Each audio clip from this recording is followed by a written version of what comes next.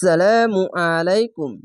শব্দে শব্দে রিডিং কিভাবে পড়বেন এবং কোথায় কয় আলিফ টেনে পড়তে হবে, কোথায় থামতে হবে বা মিলিয়ে পড়তে হবে, কোথায় গুণনা হবে বা গুণনাগুলির নাম কি, এই বিষয়গুলি এই ভিডিওর সাহায্যে শিখে নিতে পারবেন। তো অবশ্যই শুরু থেকে শেষ পর্যন্ত ভিডিওটি দেখবেন, ইনশাআল্লাহ অনেক দ্রুত রিডিং শুদ্ধভাবে পড়তে পারবেন। আউযু বিল্লাহি মিনাশ শাইতানির রাজিম, বিসমিল্লাহির রহমানির রহিম। ওয়ারসুলান, পেশের পর অসাকিন এক আলিফ টেনে পড়বেন। ওয়ারসুলান ইলা, খারজা বলে এক আলিফ টেনে পড়বেন। ইলা বানি ইসরাঈলা, এখানে লাম আছে, মিলিয়ে পড়তে হবে। এখানে থামার নিয়ম আছে, যদি নিঃশ্বাস না থাকলে এখানে থেমে যাবেন, যদি নিঃশ্বাস থাকে তো মিলিয়ে পড়ে এখানে থামবেন। কেন লামের জায়গায় থামা ভালো নয়, মিলিয়ে পড়া ভালো। তো এখানে থেমে যাবেন এবং এখানে থামবেন, কেননা এক নিঃশ্বাসে এতটুকু পড়তে পারবেন না, তার জন্য এখানে থেমে যাবেন।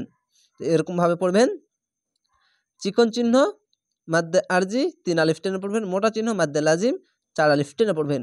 আর যদি এখানে থেমে যান তাহলে শেষ অক্ষর সাকিন দিলে, জেরের পাশে ইয়া সাকিন 1 আলিফ টেনে পড়তে হয়, শেষ অক্ষর সাকিন দিলে 1 2 3 তিনটি অক্ষর 3 আলিফ টেনে পড়তে হবে, মাদ্দে আরজি হবে। তো এখানে নিঃশ্বাস ছাড়বো, থামবো, অক্ফ করব, তার জন্য এরকমভাবে হবে। বানি ইসরাঈল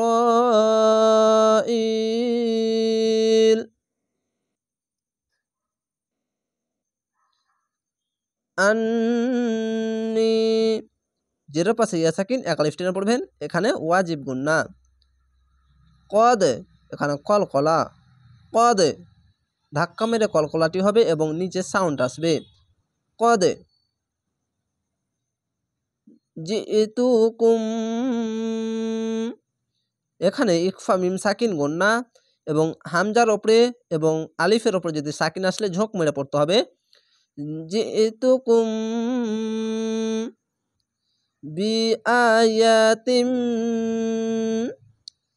খারজা বারে 1 আলিফ টেনে পড়বেন, এখানে ঈদগামে বা গুন্না। মির রব্বিকুম, এখানে লাম আছে, থামা ভালো নয়, মিলিয়ে পড়তে হবে। তো মিলিয়ে পড়তে গেলে এইভাবে হবে, কুম বলে থামবেন না, নিঃশ্বাস ছাড়বেন না, এখানে পড়তে লাগবেন এরকমভাবে। মির রব্বিকুম আন্নি আখলুকু, এভাবে মিলিয়ে পড়বেন। আন্নি, এখানে ওয়াজিব গুন্না এবং চিকন চিহ্ন মাদ্দে আরজি 3 আলিফ টেনে পড়বেন। আখলুকু, যেখানে নিয়মগুলো জানাতে হবে বা বলতে হবে সেখানে আমি বলে দেব, যেখানে কিচ্ছু থাকবে না শুধু পড়তেই হবে সেগুলো তো আমি শুধু পড়ে চলে যাব। লাকুম, এখানে ঈদগামে মিম সাকিন গুন্না। মিনাত্তিনি, জেরের পাশে ইয়া সাকিন 1 আলিফ টেনে পড়বেন। লাম এবং আলিফ অতিরিক্ত লিখতে ব্যবহার হবে, পড়তে ব্যবহার হবে না। মিনাত্তিনি, তোয়াটিকে মোটা করে পড়বেন, তিনি, অনেক সবাই তিনি এভাবে পড়বে না, তিনি মোটা করে পড়বেন। কাহাই, ইয়াকে ধরবেন, হা আতি এভাবে উচ্চারণ হবে না, হাই ইয়াকে উচ্চারণ হবে। কাহাই আতি, এই তয়ের সঙ্গে মিলবে। তয়রি, ফাআংফুজু, এখানে ইকফা গুনা বাংলা অনেস্কার মতো, ফাআংফুজু, সরি ফুখু, ফাআংফুখু ফিহি, জেরের পাশে ইয়া সাকিন 1 আলিফ টেনে পড়বেন।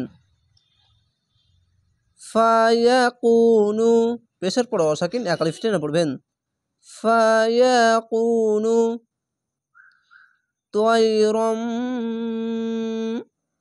এখানে ছোট্ট একটি মিম, এই গুন্নাটির নাম হচ্ছে ইকলাব গুন্না। ছোট্ট মিম যদি আসে, 2 জাবার 2 পেশ এবং 2 জেরের পাশে বা নুন সাকিনের পাশে একটি ছোট্ট মিম আসবে, এই মিমকে উচ্চারণ করবেন। তয়রম বিইজনিল, বিইজনিল্লাহি, এখানে জিম আছে, থামতে হবে, অক্ফ করতে হবে, তার জন্য শেষ অক্ষরে সাকিন দিবেন, দিয়ে 3 আলিফ টেনে পড়বেন। কেন? এই থামার আগেকার অক্ষরে বা এই শব্দের শেষ অক্ষরে যদি সাকিন দিতে হয়, তার আগেকার অক্ষরে যদি কোনো টান থাকে 1 আলিফ, তাহলে সেখানে 3 আলিফ টেনে পড়তে হয়, মাদ্দে আরজি হয়। তো এখানে লাহ এভাবে থেমে যেতে হবে। এখানে আরেকটি বিষয় মনে রাখবেন, আল্লাহ লেখা থাকলে তার ডান পাশের অক্ষরটি দেখবেন নিচে, যদি জের বা যে কোনো জিনিস যদি নিচে আসে আল্লাহ লেখার, তার ডান পাশের অক্ষরে যদি নিচে যদি কিছু আসে, তাহলে পাতলা করা হবে লাহ। আর এই জেরের জায়গায় যদি ওপরে যদি যে কোনো জিনিস পেশ জাবার খাড় জাবার 2 জাবার ওপরে আসলে মোটা করা হবে লহ। তো এখানে নিচে আছে তার জন্য পাতলা করা হচ্ছে লাহ। এভাবে থেমে যাবেন। ওয়া উবরিউল, এখানে কলকলা হবে, আর এখানে হামজা লামপেশ উল। ওয়া উবরিউল আকমাহা, আকমাহা ওয়াল আবরাস,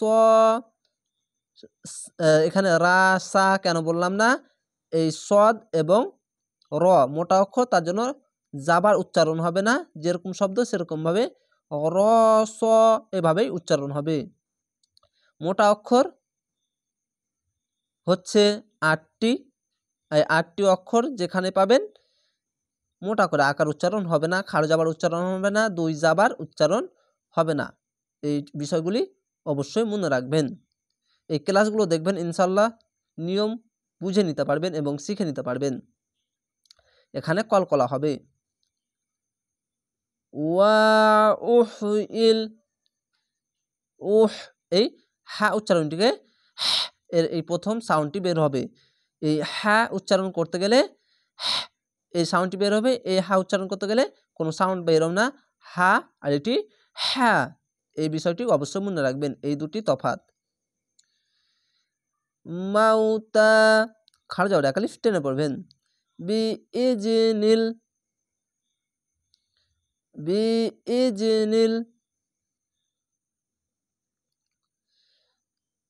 ল না বলে এখানে লাহ, এখানে যেরকম জিমের জায়গায় থেমে গেছেন সেরকম এখানেই থামতে হবে 3 আলিফ টেনে। নিচেকার অক্ষরে দেখেন জের আছে, এই আল্লাহ লেখার ডান পাশের অক্ষরে জের আছে, তার জন্য পাতলা করেছে লাহ। এখানেও সেরকম বুঝালছিলাম।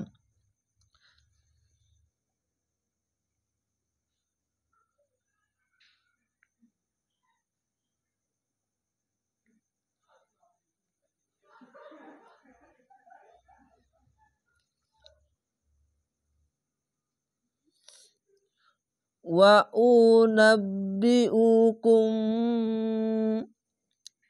এখানে ইকফা মিম সাকিন গন্না, আর এখানে কোনো কিছু নেই। যেখানে সমস্যা হবে আমি বলে দেব, অবশ্যই খেয়ালভাবে দেখবেন এবং শিখবেন।